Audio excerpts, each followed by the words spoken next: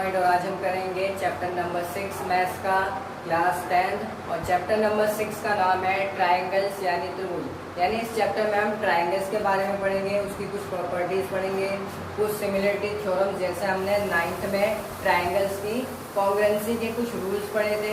Congruency यानी triangles को congruent दिखाना होता था कि दो साइड या और एक एंगल बराबर हो गया तो दोनों ट्रायंगल कॉन्ग्रुएंट हो जाएंगे। सेम रूल यहाँ पर भी अप्लाई होंगे लेकिन थोड़े से अलग होंगे ट्रायंगल्स के सिमिलरिटी में। सिमिलरिटी वर्ड का अभी मैं आपको मतलब समझा देता हूँ, फिलहाल आप रूल समझिए ट्रायंगल्स की सिमिलरिटी का। यानी ट्रायंगल्स में कुछ साइड और कुछ एंगल्स बराबर करके हम ट्रायंगल्स को सिमिलर दिखा देंगे। अब ये सिमिलरिटी वर्ड का मतलब क्या है, इसको हिंदी में समरूप कहा जाता है। समरूपता, सम मतलब समान यानी एक जैसे, रूप मतलब आकार, दिखने में कैसी चीज़ है, ठीक है। तो ऐसी आकृति जो दिखने में एक जैसी हो, भले ही उसका साइज छोटा बड़ा हो जाए लेकिन अगर वो दिखने में एक जैसी है तो उस आकृति को हम क्या बोलेंगे कि वो समरूप है, यानी वो समान रूप वाली है, एक जैसी दिखने वाली चीज़ है।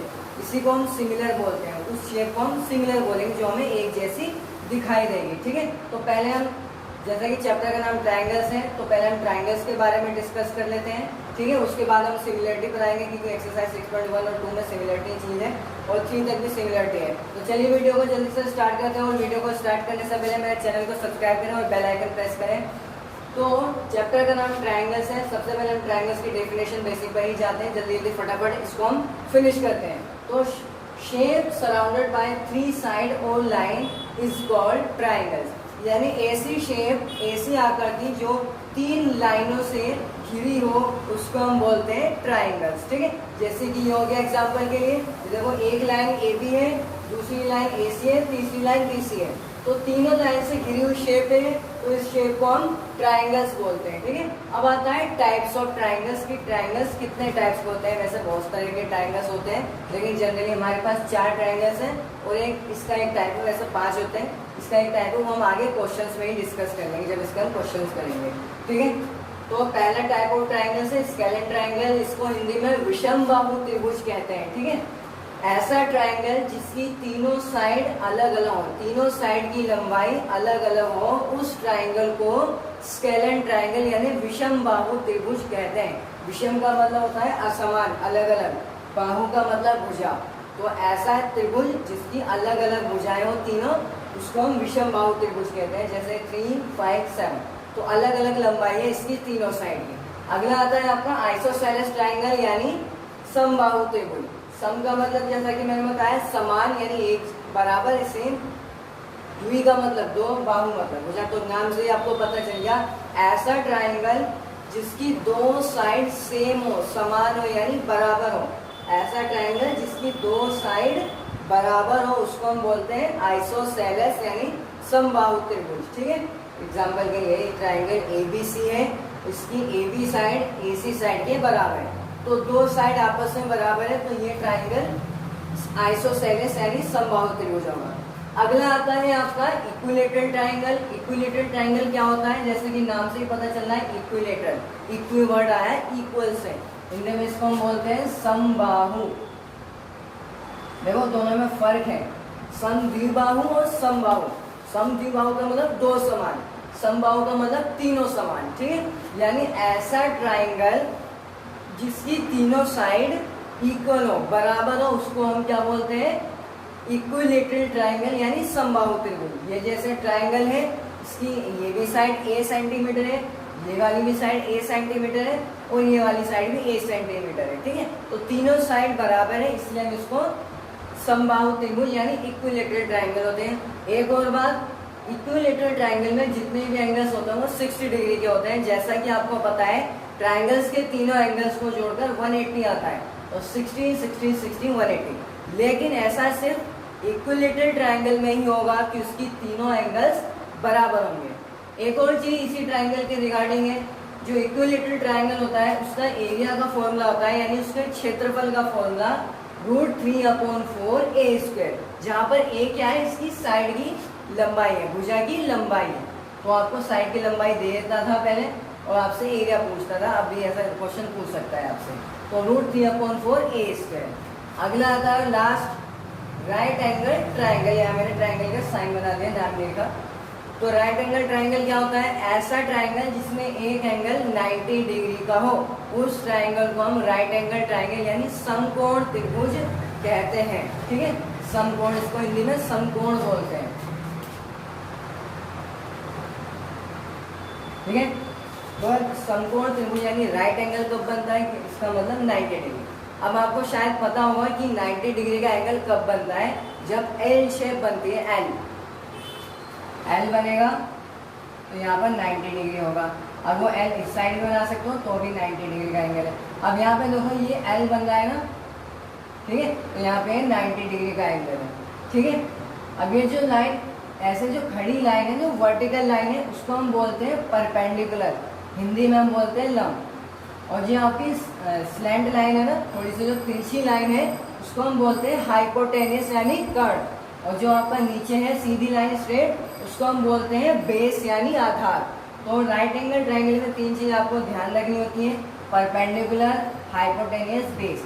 इसको याद रखना जरूरी है क्योंकि इसे क्या आगे फॉर्मूला आएगा, आपने पढ़ा होगा पाइथागोरस। ठीक है, तो पाइथागोरस फॉर्मूला है।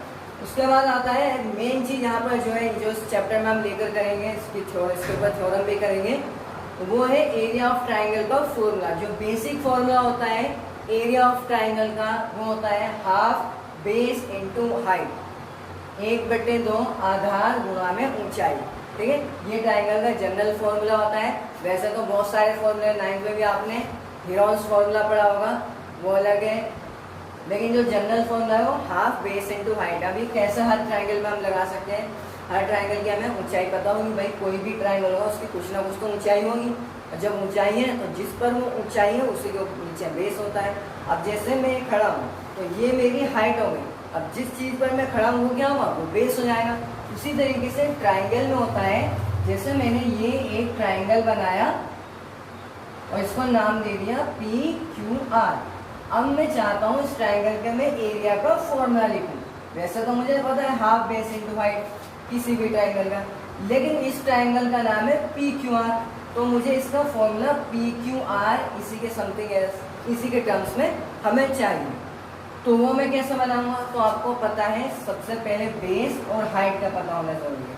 तो आप क्या मुझे ट्राइंगल की हाइट अंदाजे से बता सकते हो क्या होगी? ट्राइंगल की जो हाइट है हम ऐसे ही तो नापेंगे, यहाँ से बिल्कुल इसके टॉप से बिल्कुल इसके बेस तक, यानी यहाँ टॉप से लेकर इसके बेस तक की जो लंबाई होगी, जो लेंथ होगी, उसको हम क्या बोलेंगे? ट्राइंगल की हाइट। ठीक है, ऊंचाई उसकी। तो ये ट्राइंगल की हाइट हो गई, यहाँ P है, यहाँ इसको नाम दे दो S। ठीक है, तो ट्राइंगल PQR की जो हाइट है वो PS हो गई।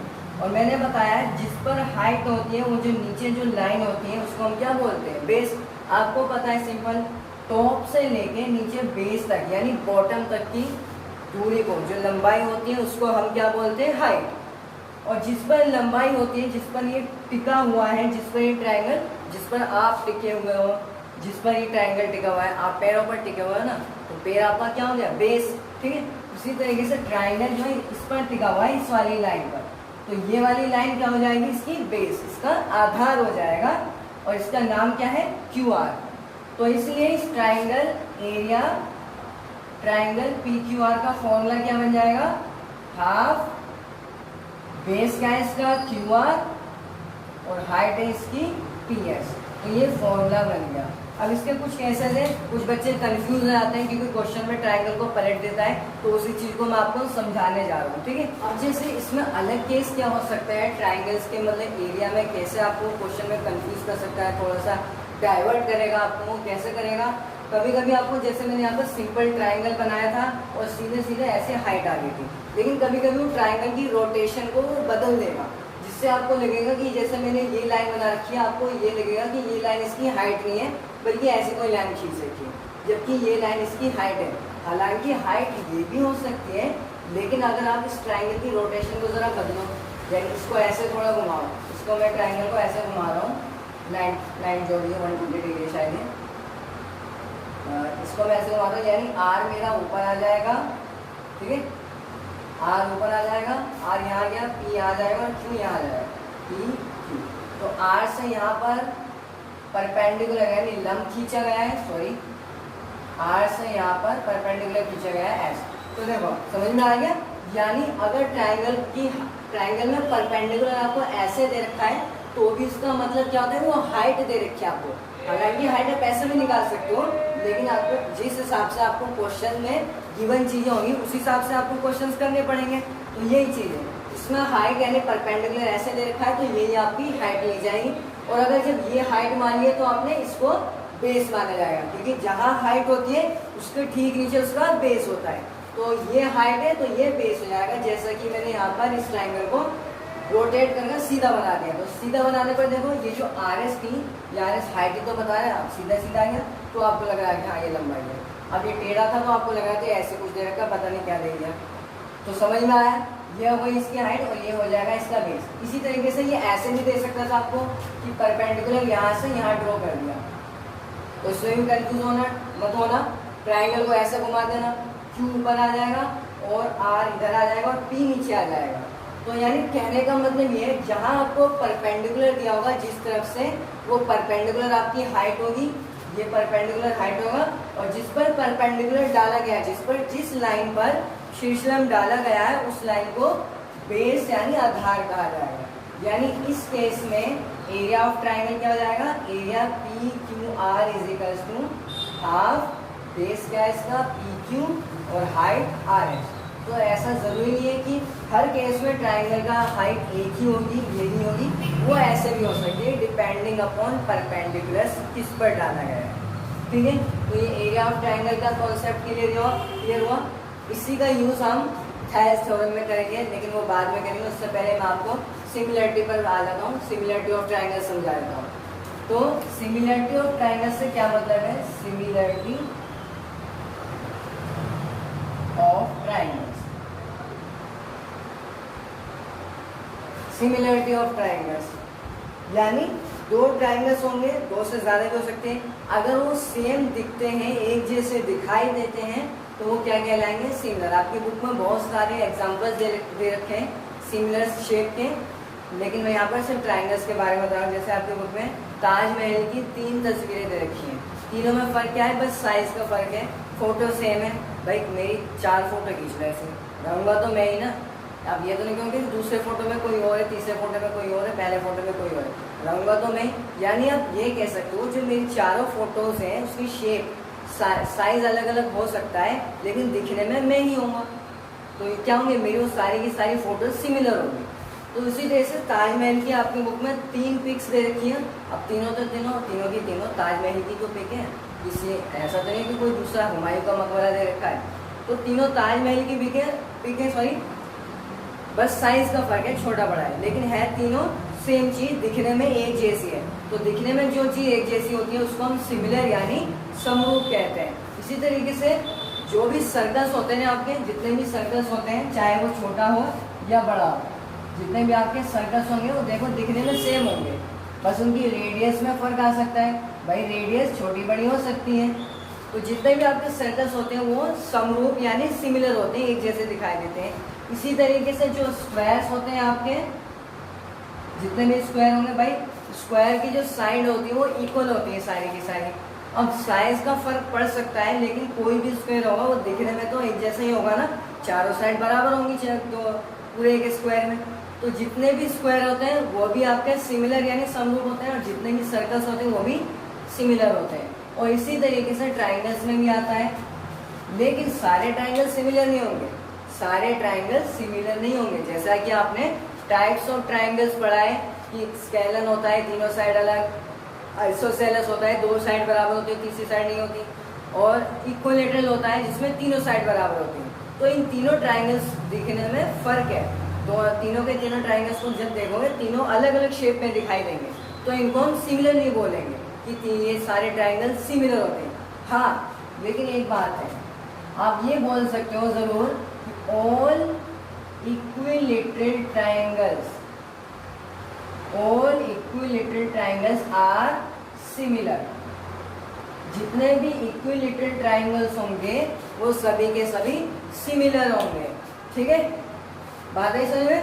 और इसी तरीके से जितने भी आपके आइसोसेलेस यानी समद्विबाहु त्रिभुज होंगे वो भी सारे के सारे सिमिलर यानी समरूप होंगे। ठीक है, सारे समद्विबाहुज आइसोसेलेस, कोई और नहीं। इसी तरीके से सारे इक्विलेटरल एक जैसे ही दिखाई देंगे, बस फर्क होगा साइज का। तो ये सिमिलरिटी हो गई, सिमिलरिटी ऑफ ट्राइंगल्स बता दिया।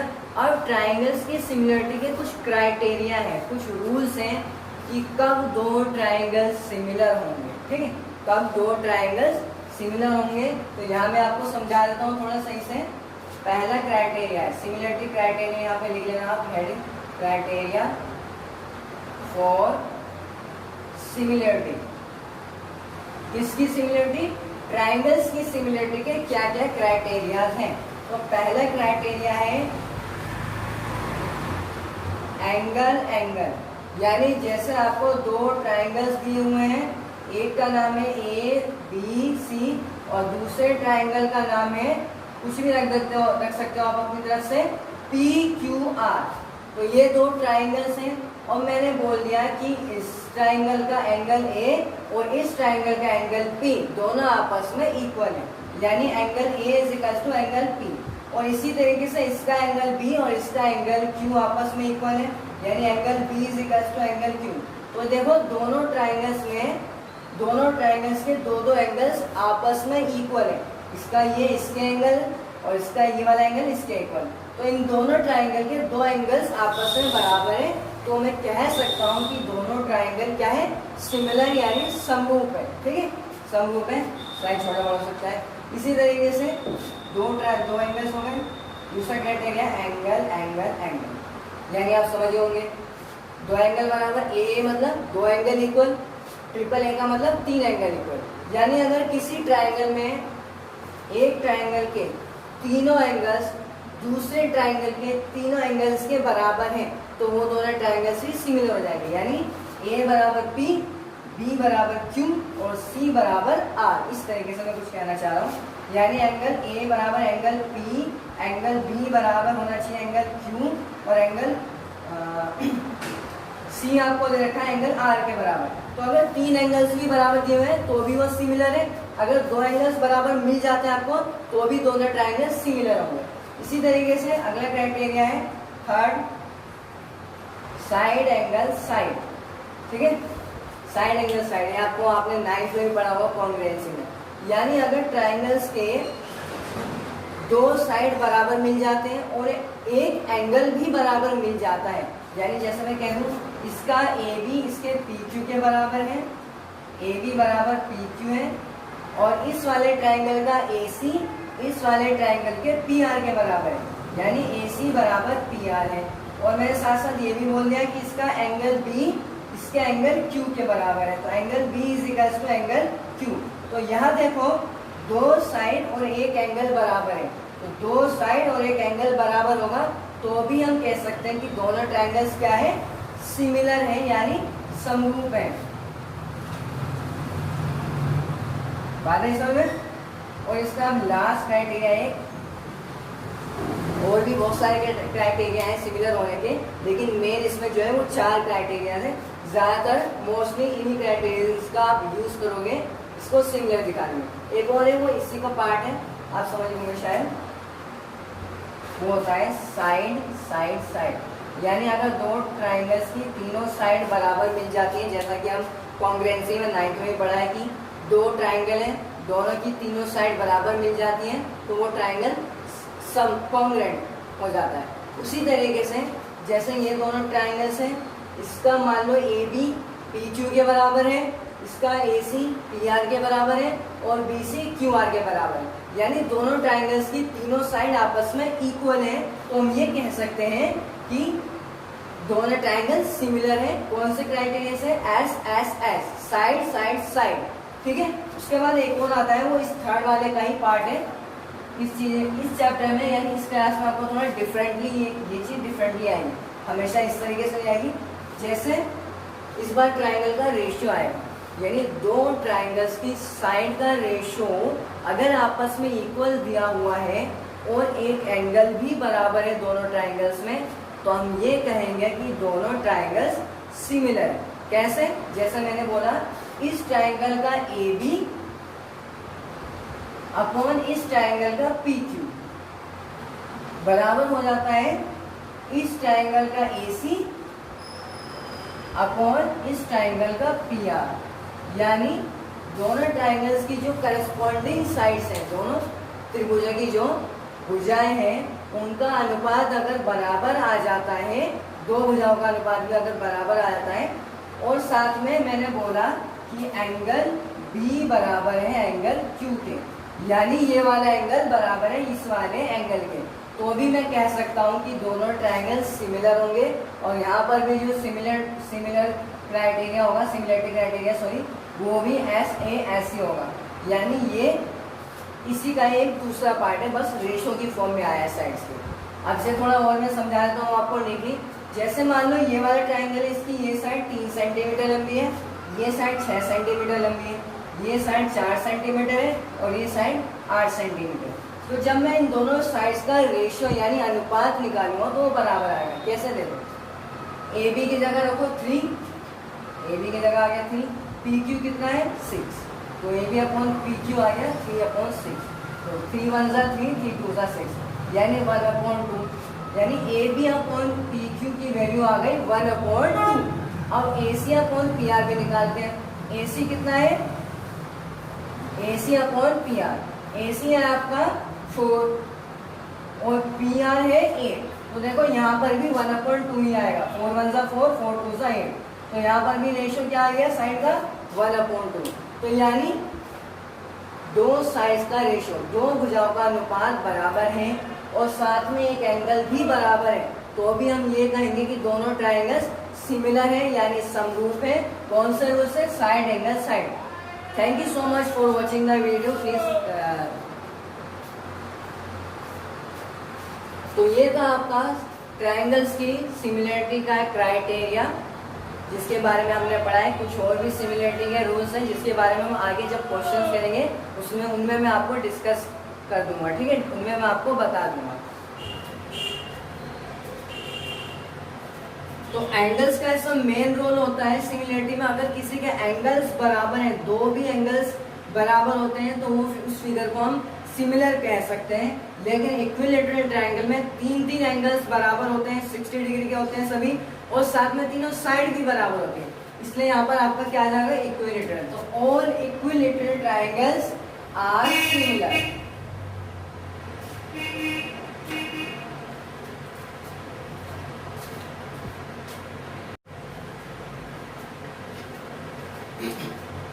तो अब हम करने जा रहे हैं एक्सरसाइज 6.1, ठीक है। ये बहुत छोटी सी एक्सरसाइज है और बहुत ज़्यादा आसानी से बस फिल इन द ब्लैंक से क्वेश्चन है, ठीक है। उसको हम पूरा करना है, सिर्फ 3 ही क्वेश्चन है इसमें, इसको हम 2 मिनट में जल्द से जल्द कर देंगे, ठीक है। लेकिन थोड़ा सा हमें इसको समझना भी पड़ेगा कुछ क्वेश्चन, हालांकि 1 नंबर का या ऐसा क्वेश्चन आएगा एग्जाम में, लेकिन उसको डिटेल में पता होना चाहिए उसके बारे में, तभी आप उसका जवाब दे पाओगे। तो चलिए वीडियो को स्टार्ट करते हैं, और वीडियो को स्टार्ट करने से पहले मेरे चैनल को सब्सक्राइब करें और बेल आइकन प्रेस करें।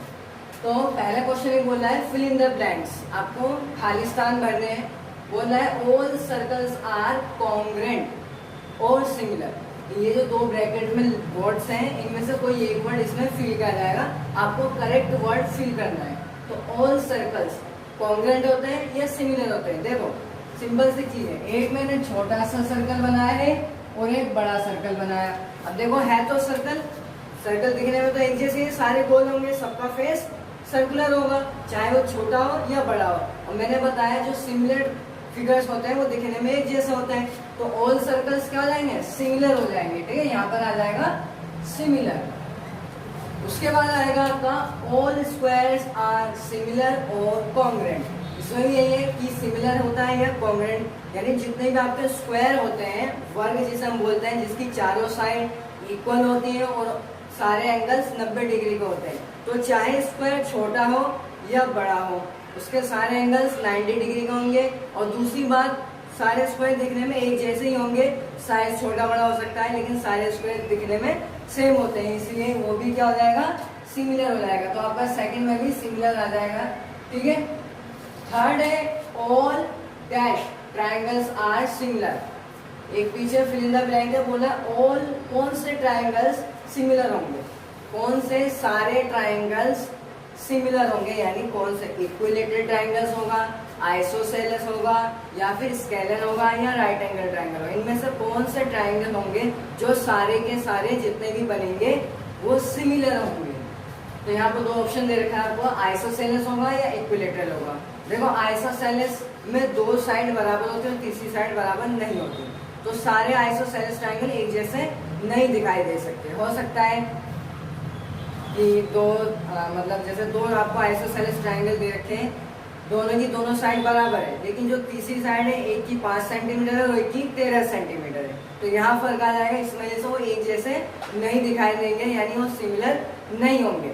लेकिन जो आपका इक्विलेटरल ट्रायंगल होता है उसकी तीनों साइड भी इक्वल होती है और साथ साथ उसके तीनों एंगल्स भी 60 डिग्री के होते हैं। तो एंगल्स का इसमें मेन रोल होता है, क्योंकि किसी के एंगल्स तीनों बराबर है।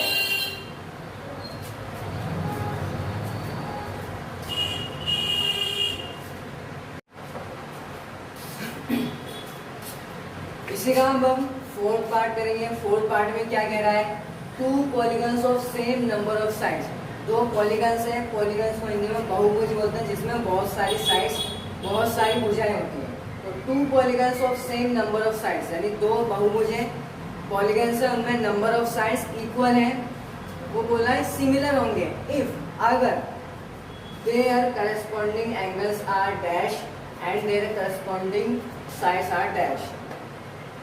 इक्वल और प्रोपोर्शनल क्या आएगा इसमें से, यहाँ पर प्रोपोर्शनल आएगा या फिर यहाँ पर प्रोपोर्शनल आएगा या फिर यहाँ इक्वल आएगा या यहाँ इक्वल आएगा। देखो अगर किसी भी शेप, कोई भी शेप अगर उसके एंगल्स बराबर हैं और साइड का रेशियो इक्वल है, यानी साइड प्रोपोर्शनल है, भुजाओं का अनुपात बराबर है, तो वो सिमिलर होगा। तो इसी तरह से पॉलीगन्स में भी अगर उसके करस्पॉन्डिंग एंगल्स, जो दो पॉलीगन्स हैं उनके करस्पॉन्डिंग एंगल्स इक्वल है, तो यहाँ पर आ जाएगा इक्वल, क्योंकि एंगल्स का इक्वल होना बहुत जरूरी होता है। अगर एंगल्स इक्वल नहीं हुए तो आपका ट्रायंगल सिमिलर या कोई भी शेप सिमिलर हो ही नहीं सकता है, ठीक है।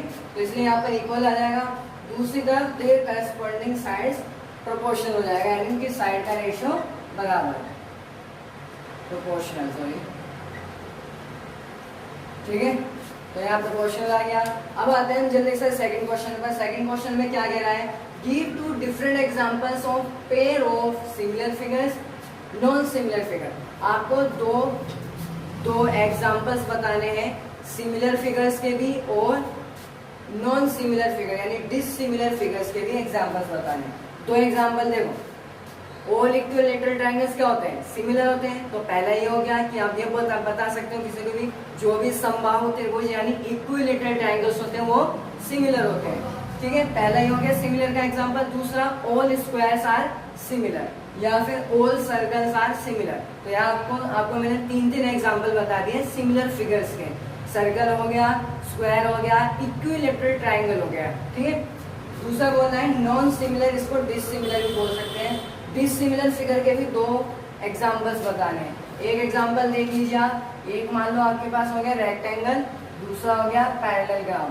तो देखो पैरेललोग्राम और रेक्टेंगल में थोड़ा बहुत फर्क होता है, हालांकि उनके आमने सामने यानी अपोजिट साइड्स इक्वल होती हैं, लेकिन उनके angles equal, corresponding angles equal नहीं होते, ठीक है। रेक्टेंगल में कम से कम एक एंगल 90 डिग्री का होता है, जबकि पैरेललोग्राम में कोई भी एंगल 90 डिग्री का नहीं होता। और सिमिलर होने के लिए मेन रोल एंगल का ही होता है। अगर आपका एंगल बराबर नहीं है तो कहीं से भी वो सिमिलर नहीं होगा, ठीक है। तो ये हो गया पहला एग्जाम्पल हो गया नॉन सिमिलर यानी डिससिमिलर का।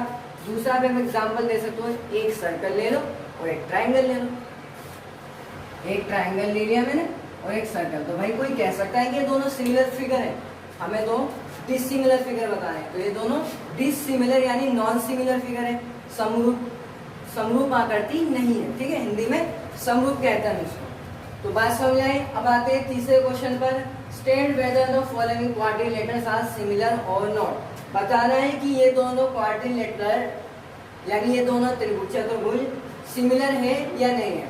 देखो सिमिलर होने के लिए दो शर्त होती है, एंगल्स बराबर होने चाहिए और साइड का रेशियो भी इक्वल होना चाहिए। अब यहाँ पर अगर मैं देखूँ, ये जो आपका रोम्बस है इसकी सारी साइड 1.5 है और ये जो आपका स्क्वायर है इसकी सारी साइड 3 सेंटीमीटर है। अब देखो मुझे कैसे पता चला ये रोम्बस है ये स्क्वायर है। इसमें देखो सारी साइड इक्वल है, ठीक है। लेकिन कोई भी एंगल 90 डिग्री का नहीं है। इसमें भी सारी साइड इक्वल है लेकिन हर एक एंगल 90 डिग्री का है। तो जिसमें सारी साइड इक्वल और हर एक एंगल 90 डिग्री का होता है वो स्क्वायर होता है, और जिसमें सारी साइड इक्वल होती है लेकिन कोई भी एंगल 90 डिग्री का नहीं होता है वो हमारा रोम्बस होता है। ठीक है, तो देखो ये डिसिमिलर फिगर है, यानी ये सिमिलर नहीं है, क्योंकि देखो साइड का रेशियो तो इक्वल हो जाएगा, 1.5 अपॉन में 3 रखेंगे तो 2 आ जाएगा। ठीक है, क्योंकि 1.5 जो होता है 3 का हाफ होता है, तो रेशियो यहाँ पर इक्वल आ जाएगा सारी साइड का, 1.5 अपॉन 3, 1.5 अपॉन 3, 1.5 अपॉन 3। तो इस तरीके से साइड का रेशियो इक्वल आएगा, चाहे तो आप करके देख सकते हो। लेकिन सिर्फ साइड का रेशियो इक्वल आना ही काफी नहीं है, एंगल्स भी बराबर होने चाहिए। ठीक है, तो एंगल्स यहाँ पर कोई भी बराबर नहीं है, इसके सारे एंगल 90 है, इसका कोई भी एंगल 90 नहीं है। और जैसा कि मैंने बताया कि सिमिलर होने के लिए मेन रोल एंगल का ही होता है, अगर एंगल बराबर ही नहीं है तो जो फिगर होगा आपका सिमिलर भी नहीं है। तो ये थी आपकी एक्सरसाइज 6.1 जो आपकी कंप्लीट हो जाएंगे। अगर कोई आपको डाउट हो अभी भी तो कमेंट सेक्शन में मुझे बताएं, और मेरे वीडियो को